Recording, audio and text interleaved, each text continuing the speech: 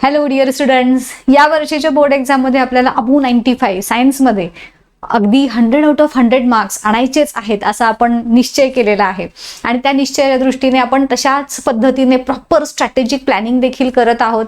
गेल्या काही व्हिडिओजमध्ये आपण टाइम टेबल कसं बनवायचं इथपासूनची सगळी तयारी डिस्कस केलेली होती डिटेल.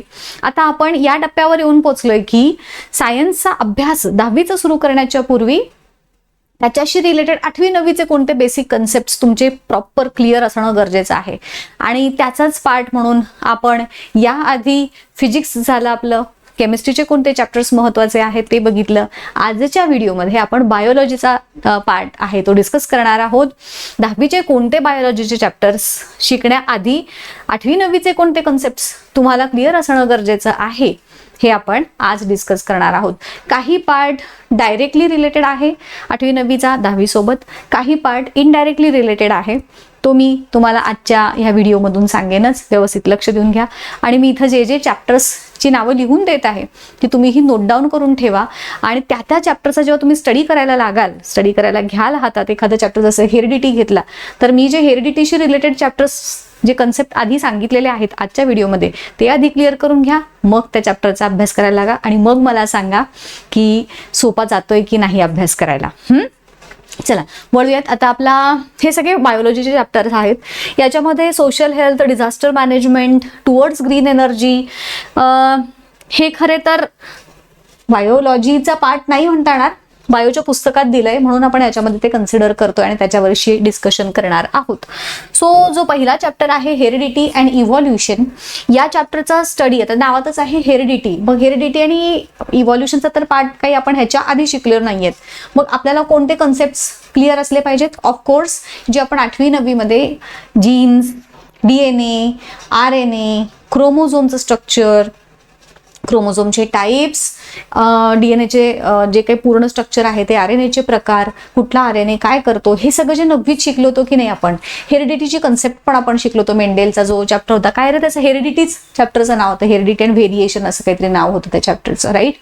सो ते सगळे कन्सेप्ट्स म्हणजे मी ते नुसतं हेरिडिटीच लिहिते कारण दोन्हीही चॅप्टरचं नाव हेरिडिटी अँड व्हेरिएशन तुमचं 9वीला होतं आणि ते हेरिडिटी अँड इव्हॉल्युशन आहे. सो त्यामधला पण सगळा पार्ट नाही, पण सुरुवातीचा DNA RNA मी जे आता सांगितले, DNA RNAचं स्ट्रक्चर, क्रोमोझोम्स काय असतात, जीन्स काय असतात, काय कुठं असतं, हा जो सगळा पार्ट होता डिस्कस जो आपण शिकलोय तो पूर्ण बघितल्याशिवाय ह्या चॅप्टरला शिवू सुद्धा नका.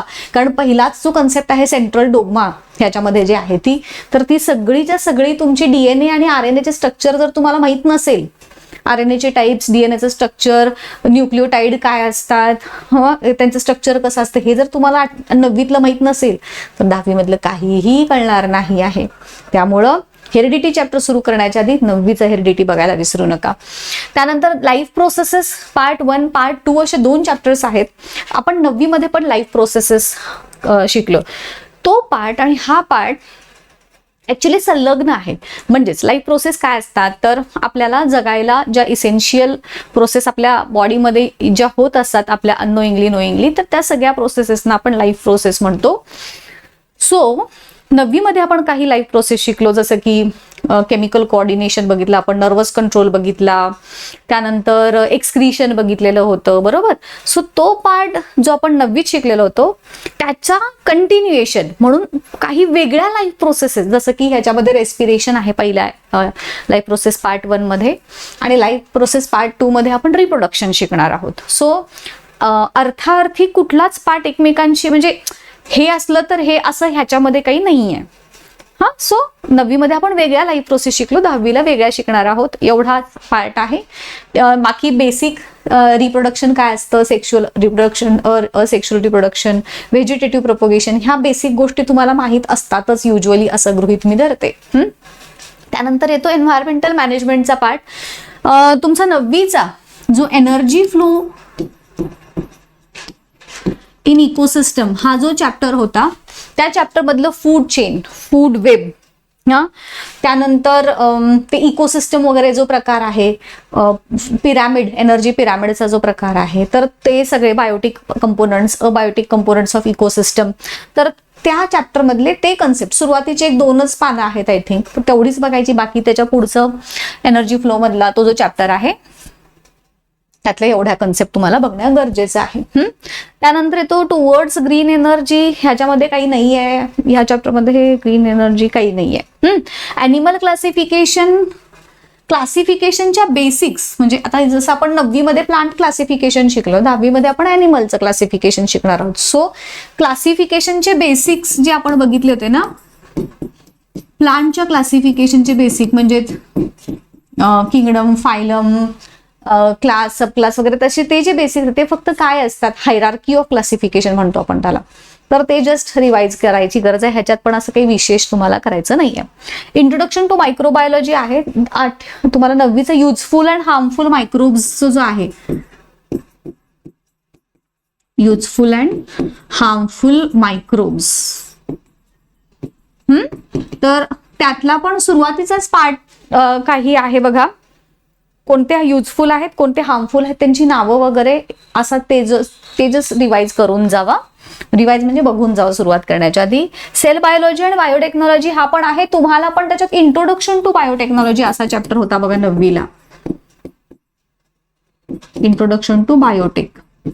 तर त्या चॅप्टर मधलं ते जेनेटिक क्रॉप्स, जीएम क्रॉप्सची कन्सेप्ट होती बघा तुम्हाला, जेनेटिकली मॉडिफाईड क्रॉप्स होतं, टिश्यू कल्चर होतं, बरोबर. तर त्या सगळ्या गोष्टी तुम्हाला आहे अशा इथं आहेत. सो तो चॅप्टर म्हणजे बायोटेक्नॉलॉजी चॅप्टर करण्याच्या ऐवजी 9वी मधला बायोटेक्नॉलॉजी व्यवस्थित समजून घ्या. त्यातल्या पण सगळ्याच्या सगळ्या नाही, मी इथं जसं म्हणलं तुम्हाला सेल बायोलॉजी, काय ते आपलं टिश्यू कल्चर, जीएम क्रॉप्सची जी कन्सेप्ट आहे ती कोणत्या कोणत्या त्याच्या व्हरायटीज कशा डेव्हलप केल्या आपण, या कन्सेप्ट त्या चॅप्टर मधल्या तुम्हाला बघायच्या आहेत. सोशल हेल्थ मध्ये काही नाही आहे, येस. आणि डिझास्टर मॅनेजमेंट मध्ये पण तुम्हाला 9वीत जो तुमचा डिझास्टर मॅनेजमेंट फर्स्ट एड वगैरे होतं बघा, पेज नंबर आय थिंक काहीतरी 104 पेज वरती होतं बघा, डिझास्टर मॅनेजमेंट आणि फर्स्ट एड.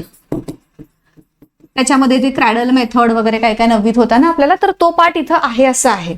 त्यामुळं डिझास्टर मॅनेजमेंटचा पार्ट बघण्याच्या आधी 9वी मधला हा पार्ट तुम्हाला बायोलॉजीचा बघायचा आहे. अभ्यास कसा करायचा हे वेगळंच आहे, तो पार्ट वरती मी वेगळे व्हिडिओ बनवेनच पुन्हा, डोंट वरी. हा, अजून एक कालच्या व्हिडिओमध्ये त्या केमिस्ट्रीच्या नाही का माझ्याकडून काहीतरी आगाऊपणा झाला आणि माझ्याकडून ते डिलीट झालं बघा, तर तो पार्ट मला हे दाखवायचं होतं, हे काल मी आणलं होतं तुमच्यासाठी.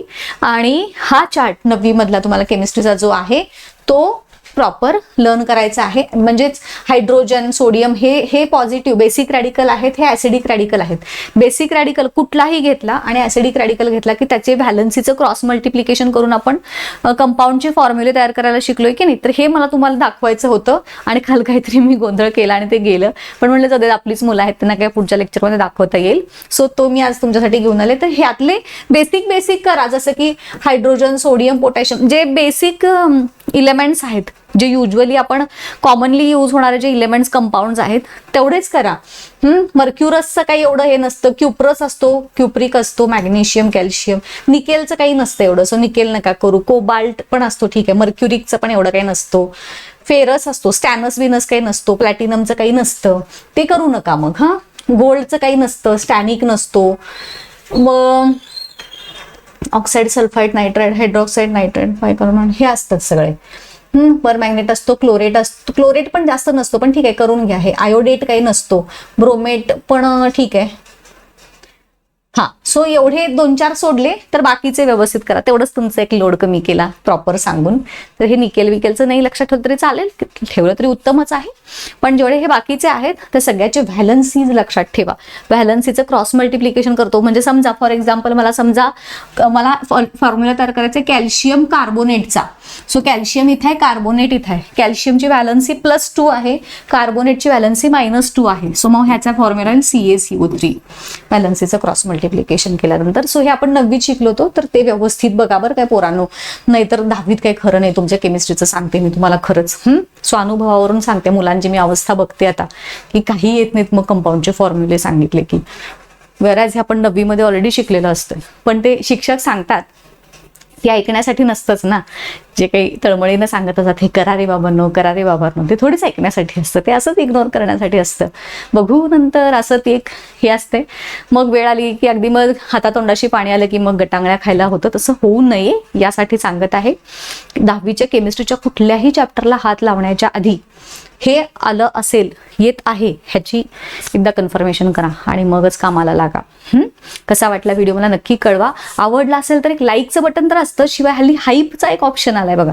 So when you hype the video, युट्यूबला वाटतं की हां जरा काहीतरी चांगला कंटेंट दिसतोय, सो लाईक तर कराच, हाईप पण करा. चला थांबूया तिथेच, भेटूयात पुढच्या व्हिडिओमध्ये. Till then good bye, thank you, all the best.